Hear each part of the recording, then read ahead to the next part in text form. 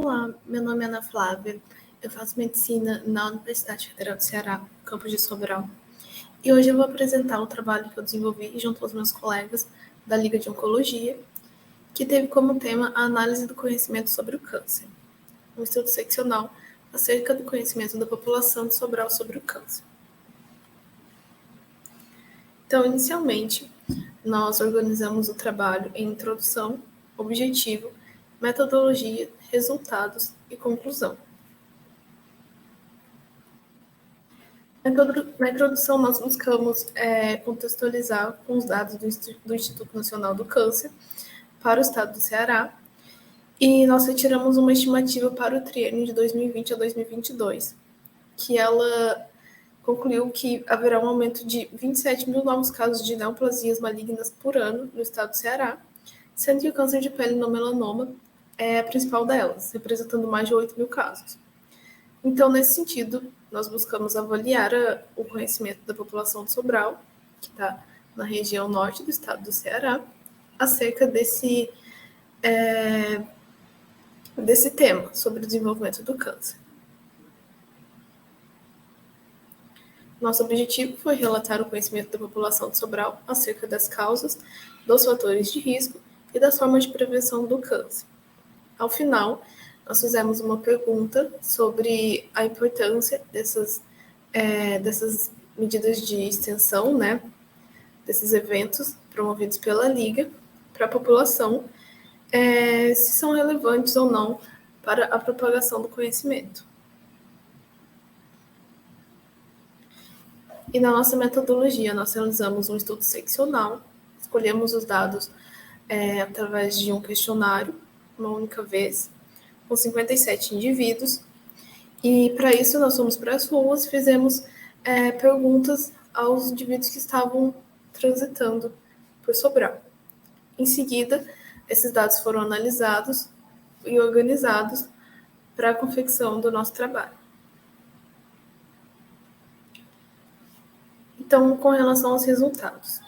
No nosso questionário, a primeira pergunta feita foi sobre as causas do câncer. E nós perguntamos aos entrevistados se eles achavam que as causas do câncer são múltiplas. Com relação a essa pergunta, 100% dos entrevistados, 57 pessoas, responderam que sim, as neoplasias malignas apresentam diversas causas. O nosso segundo questionamento foi sobre o estilo de vida. Nós perguntamos se o estilo de vida interfere nos fatores de risco relacionados ao câncer. Com relação a essa pergunta, 56 pessoas, que representam 98,24% dos entrevistados, afirmaram que há uma relação entre as duas variáveis. A terceira pergunta foi sobre a obesidade, e nós questionamos se a obesidade é um fator de risco ao câncer. E com relação a essa pergunta, 85,96% dos entrevistados responderam que sim, o sobrepeso favorece o desenvolvimento da doença.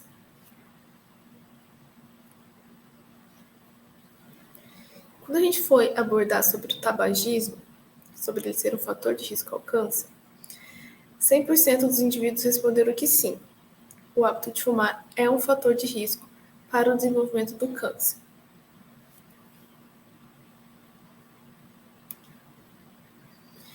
E trazendo aquela questão do câncer não melanoma ser a mais relevante, né, a que vai crescer no estado do Ceará, nós fizemos uma pergunta sobre a exposição ao sol.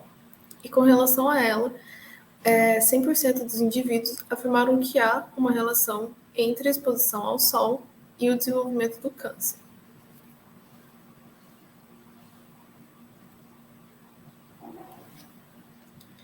Quando nós abordamos o tema infecções, tanto por vírus quanto por bactérias, nós questionamos os indivíduos se os vírus e bactérias, como HPV e H. pylori, HPV, que pode levar ao câncer de útero, são fatores de risco para o câncer.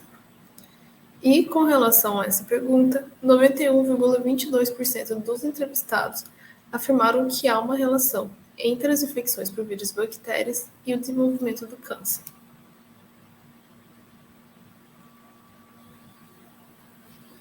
Logo após, nós questionamos sobre o alcoolismo. Nós perguntamos se o alcoolismo é um fator de risco para o câncer. E, para essa pergunta, 92,98% das pessoas entrevistadas afirmaram que há uma relação entre o uso do álcool e o desenvolvimento do câncer.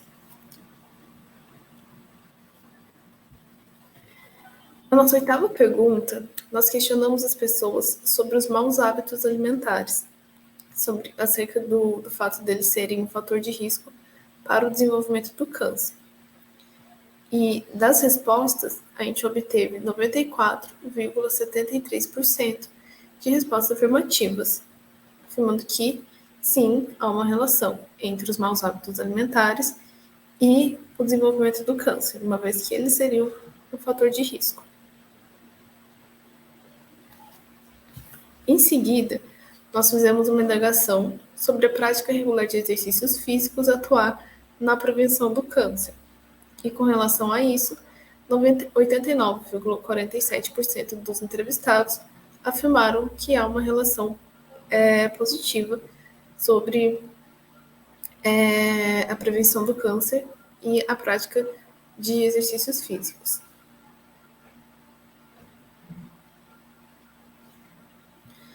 A nossa 11ª pergunta foi sobre o conhecimento das mudanças dos hábitos cotidianos na prevenção do câncer. Então, nós questionamos os entrevistados se eles sabem que essas mudanças podem levar a uma prevenção do câncer.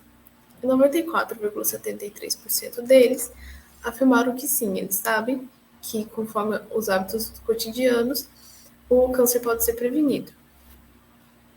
Consequentemente, também sabem que os hábitos do cotidiano podem levar ao maior risco de se desenvolver o câncer. E, por fim, nós fizemos uma pergunta sobre essas medidas de extensão. Então, nós questionamos os entrevistados sobre as ações educativas sobre os fatores de risco ao câncer serem importantes. E 98,24% dos entrevistados afirmaram que sim, eles acreditam que essas ações educativas elas ajudam a desenvolver um conhecimento sobre o câncer e o risco para o seu desenvolvimento.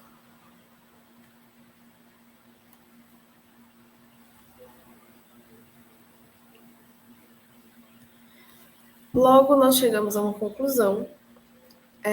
Nós avaliamos a porcentagem de respostas afirmativas das questões aplicadas e, de acordo com elas, nós chegamos a uma conclusão de que a população de Sobral ela tem um conhecimento sobre as questões relacionadas ao câncer. Quando a gente pergunta sobre fatores que são muito comuns, né, sobre o alcoolismo, sobre o uso do cigarro, os maus hábitos alimentares, a prática de atividades físicas, que são fatores que eles previnem tanto o câncer quanto a maioria das doenças. Então, quando a gente aborda essas variáveis que elas são mais conhecidas pela população, nós conseguimos chegar à conclusão de que eles apresentam um bom desempenho sobre o desenvolvimento dessas doenças, em específico o câncer aqui no nosso trabalho. Entretanto, nós acreditamos que, ainda que essas respostas tenham sido afirmativas e que tenham mostrado que a população tem o conhecimento sobre o câncer, as medidas de extensão, os eventos de extensão, né, como esse que a gente promoveu pela Liga, eles são importantes para levar a informação ao indivíduo, porque a gente fez uma coleta e essa coleta foi feita em um período que tinha muitas pessoas que trabalhavam, estudantes também, muitas pessoas também que não tinham tantas condições de acesso ao conhecimento, mas que, de certa forma, a maior parte da nossa amostra incluía indivíduos que têm acesso à informação. E a gente não pode generalizar, né? Porque nós precisamos aplicar ela à população também que não tem acesso a isso. Então, nesse sentido, nós entendemos que houve uma manifestação positiva, né, no nosso estudo, de que a população de Sobral tem um bom conhecimento, mas que ainda assim a gente acredita que é importante realizar esses eventos de extensão para que a gente possa levar informação aos indivíduos com o intuito de torná-los cada vez mais instruídos sobre o câncer. Então, muito obrigada. Essa foi minha apresentação.